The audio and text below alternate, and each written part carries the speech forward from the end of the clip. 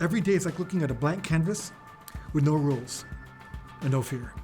We're trying to make comics for the 21st century, moving it forward, opening up the audience. We want to tell stories that are rooted in today, look forward to the future. Inspiring, forward-thinking, from the talent pool from all around the world. What probably makes AWA the most different from everybody else out there is the degree of pre-planning that's going into it. This is the first time where everyone has sat down ahead of time to say, what are the themes you want to address? Who are the characters we're going to create? What's the world going to be like?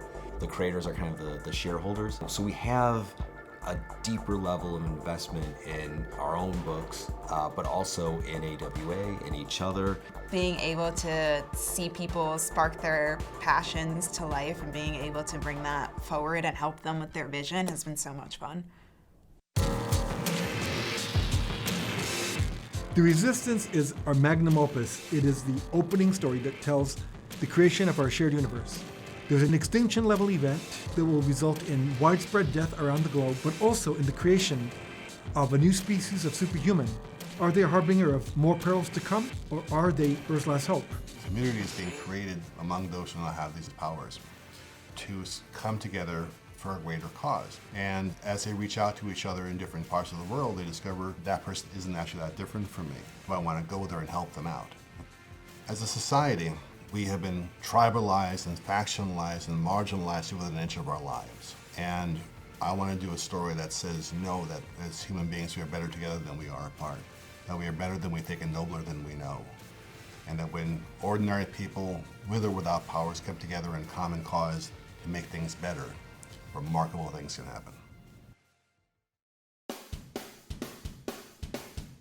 If you took The Punisher and John Constantine Hellblazer, who are two of my favorite characters, and smushed them together, they would be Archangel 8. It's a fallen angel who does God's dirty work in a special ops way. He meets the demons where they're at on Earth, and he acts as God's coverage. You know, there's things that need to be done in this war that God doesn't need to know about, and that's when Archangel 8 steps in. Redeeming yourself back into heaven, that's for real. You know, that's a real redemption story. I mean, so his fall was monumental, and his rise will have to be equally monumental. Oh, Red Border is going to be great.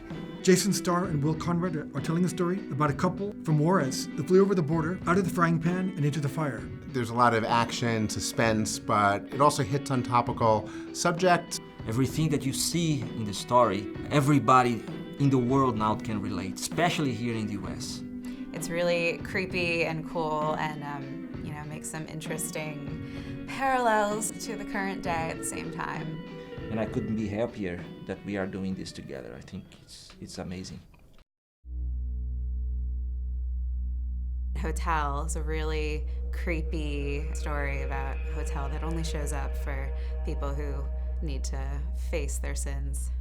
If you're all alone on Route 66 and you're travelling by yourself and you're truly desperate for shelter or sanctuary or secrecy, perhaps you'll see an old sign appear on the road telling you next exit on the left, and then you'll find Piero Courts, but once you get there you might wish that you'd never found it and you'd kept on driving.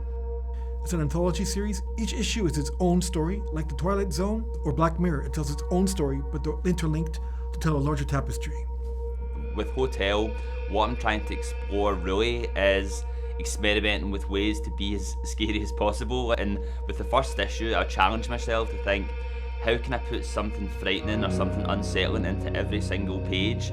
Those that defeat their demons manage to check out. Those that don't, well, they're there to stay.